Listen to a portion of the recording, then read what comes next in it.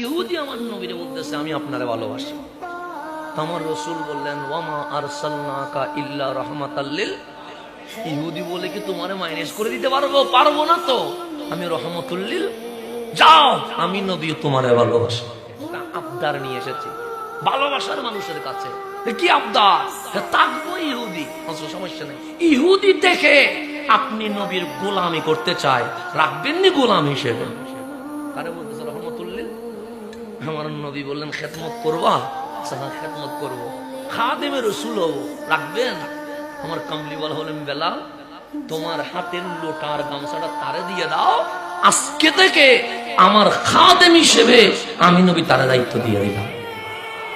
ইহুদি নবী যেই গেছে, খাদেম হয়ে গেছে। রসুল অজু করতে যায়, ইহুদি যুবক লোটা থেকে পানি দেয়। আমার কামলিওয়ালা অজু শেষ করে ইহুদি গামছায় গায়া দেয়। আজান দিয়েছে বেলাল, আমার রসুল মসজিদে যাবে, ইহুদি যুবক পিছনে পিছনে নবী ছাড়ে না, দরজায় দাঁড়িয়ে গেছে রহমতুল্লাহ আলামিন। আমার নবী বলেন তুমি পিছনে ছাড়ো নাই কেন? ছাড়বো না তো আপনারে। আমার নবী বলে এটা মসজিদ, জানি তো মুসলমান মসজিদে যাবে। এখন তোমারে যদি বলি মসজিদে আসো, তোমার ধর্মে অবমাননা হবে। আমি কামলিওয়ালা কারো ধর্মে আঘাত দিতে পারবো না। এখন কি করবো? আমার কামলিওয়ালা ছুটি দিয়ে দিলাম, যাও ঘরে মা বাবার সময় দাও, বন্ধুদেরকে সময় দাও। সে আর তারপরও যায় না, আমার রসুল যাবা না, সে না যাবো না। তো তুমি তো মসজিদে ঢুকতে পারবা না, যদি তুমি ইহুদি, ঢুকলে তোমার ধর্ম অবমাননা হবে, তোমার ধর্মে আঘাত হবে। তো যুবক বলছে মসজিদে ঢুকবো না, তো আমার নবী বলে মসজিদেও ঢুকবো না। করবা কি? আমি যখন এখানে দাঁড়িয়ে থাকবো, আপনি ইমাম হয়ে নামাজ পড়বেন, আপনার পিছনে হাজারো মুসল্লি থাকবে, চোখ বলবে রসুল কই, বুক বলবে রসুল কই, কিন্তু আমি নবী দেখবো না। কেন? রসুল সামনে, পিছনে হাজারো আনসার মুহাজির দাঁড়িয়ে আছে। যখন রসুল দেখার যন্ত্রণায় বুকটা চটপট করবে, তখন কামলিওয়ালার এই দুই না লাইন জুতো মোবারক বুকে লাগায়া বলবো কান্দিস না, নবী ইমামতি করছে, নবীর জুতা মোবারক আমার বুকে রয়ে গেছে। নামাজ পড়তে যায় 5 ওয়াক্ত মসজিদে, আর যুবক দরজায় দাঁড়াইয়া রসুলের জুতা মোবারক কোথায় রাখে? বুকে। ঘরে যায়, একদিন চলে গেছে, নবী ছাড়ে না। 1 সপ্তাহ চলে গেছে, নবী ছাড়ে না। 1 মাস চলে গেছে, নবী ছাড়ে না। বছর চলে গেছে, নবী ছাড়ে না। এরকম 3 বছর কন্টিনিউ বিনা বেতনে আমার নবীর খেদমতে নিয়োগ হয়ে গেছে। আর ইহুদি যুবক আমার নবীর জুতা মোবারককে সঙ্গী করে নিয়ে গেছে। কয় বছর? 3 বছর পর আমার নবী অজু করতে গেলেন, দেখলেন পানি ঢালছে ইহুদি যুবকটা না, সৈয়দুনা বেলাল। আমার কামলিওয়ালার অজু শেষ হয়েছে, গামছা গায়ে দিচ্ছে, যুবক নাই বেলাল।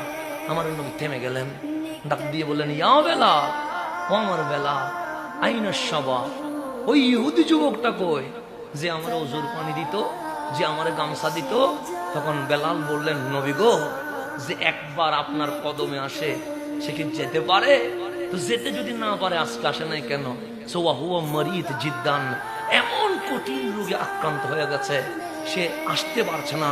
যদি হামাগুড়ি দিয়ে আসার সিস্টেম সামর্থ্য থাকতো, সে আজকে নবীর কদমে, ঘর থেকে হামাগুড়ি দিয়ে নবীর কদমে চলে আসতো।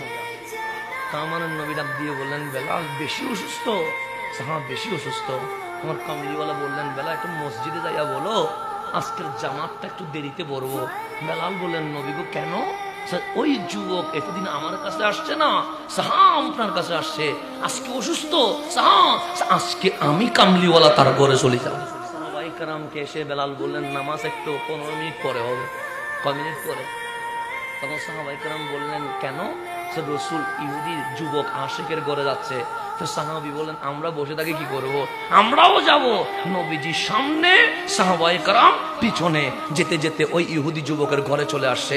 আমার নবী সামনে দরজায় টাক টাক করলেন, দরজা খুলে দিলেন। ইহুদি যুবকের বাবা দেখলেন রহমতুল্লিল আলামিন ডাক দিলেন, ইয়া রাসূলুল্লাহ, আপনার দেওয়ানাটা এখানে বিছানায় লড়তেও পারে না, সরতেও পারে না। আমার নবীজি ঘরে ঢুকে সামনের রুমে দেখলেন যুবক বিছানায় কি হয়ে আছে, শুয়ে আছে, দুই চোখ দিয়ে পানি বের হচ্ছে। কেন? আজকে নবীরে অজুর পানি দিতে পারি নাই, আজকে গামছা মোবারক দিতে পারি নাই, আজকে আমার নবীর জুতা মোবারক বুকে নিতে পারি নাই। ওই প্রেমে চোখের পানি ছেড়ে দিয়েছে। আমার নবীজির একটা নিয়ম ছিল, অসুস্থ রোগীর কাছে গেলে সর্বপ্রথম নুরানি হাত মোবারক কপালের উপর রেখে কিছুক্ষণ বসতেন। এটা আমার নবীর সুন্নত ছিল। ওই ইহুদি যুবকের গায়ে হাত দিয়ে বসবে, কিন্তু বসে নাই, হাত নিয়ে ফেলেছে। সাহাবায়ে কেরাম অবাক হয়ে গেছে, কি আমার নবীজি রোগী দেখলে তো কপালে হাত দিয়ে কিছুক্ষণ থাকে, কিন্তু আজকে হাত দেওয়া মাত্র নিয়ে ফেলেছে কেন? সাহাবায়ে কেরাম বলছে, মা বালুকা ইয়া রাসূলুল্লাহ, কি হয়েছে আপনার, হাত দিলেন আর নিয়ে ফেললেন কেন? আমার নবীজি বললেন, আমি যা দেখি সাহাবী তোমরা তা দেখো না। ইয়া রাসূলুল্লাহ, কি দেখতেছেন?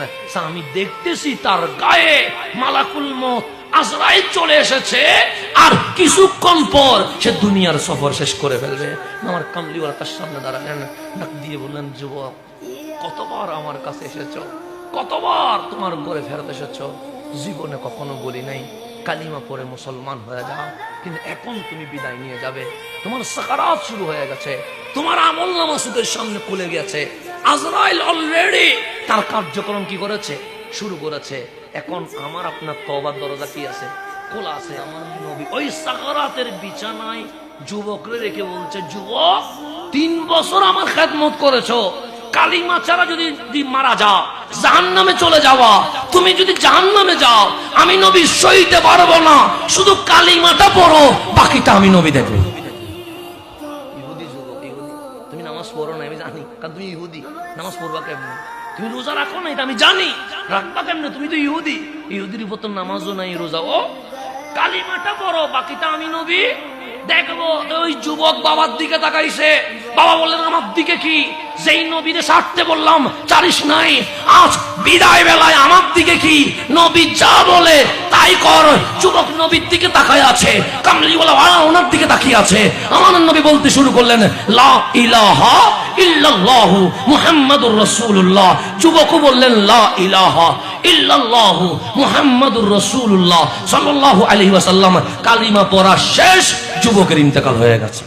শেষ যখন ইন্তেকাল হয়ে গেছে, আমার নবীর শরীর মোবারকের চাদরটা খুলে যুবকের গায়ে পা থেকে মাথা পর্যন্ত কি করে দিয়েছে, ঘুরে দিলেন।